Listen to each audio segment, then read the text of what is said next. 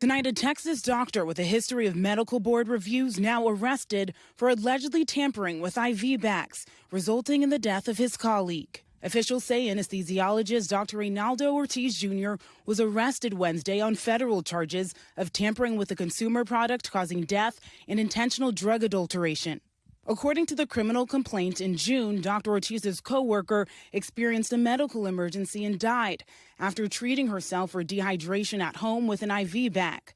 The autopsy says a lethal dose of a nerve-blocking agent caused her death. There is never any time at all ever that you would ever use bupivacaine and put it in someone's blood vessels. Her family confirming it was Dr. Melanie Casper from Baylor Scott & White Health in North Dallas. But she isn't the only alleged victim, the complaint indicating there may be at least 12.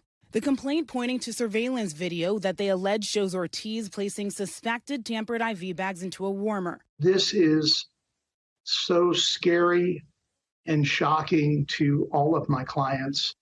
It's hard to imagine.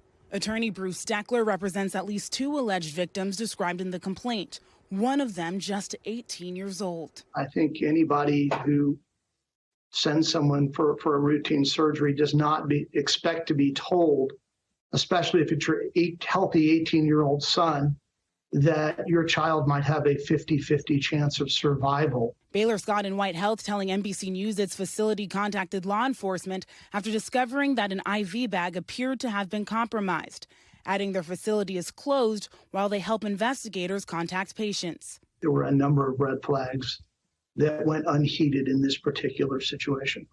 Dr. Ortiz has a disciplinary history with the Texas Medical Board. In November of 2020, one of Ortiz's patients suffered serious complications during anesthesia, according to the criminal complaint. As a result, the Texas Medical Board documentation shows they decided to monitor Ortiz and have him complete additional training.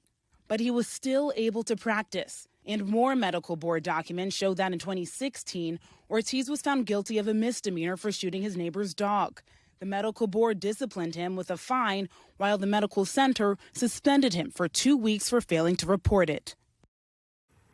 All right, Niala Charles joins us now from Los Angeles. Niala, I guess the big question that people at home are going to have, it's a question I have, is why? Why would Dr. Ortiz do this, especially to patients who needed his help? And then I know you have some reporting about an upcoming court date that Dr. Ortiz has.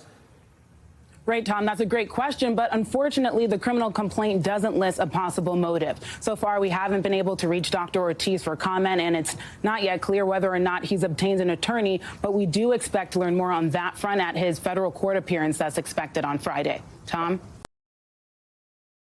Thanks for watching our YouTube channel. Follow today's top stories and breaking news by downloading the NBC News app.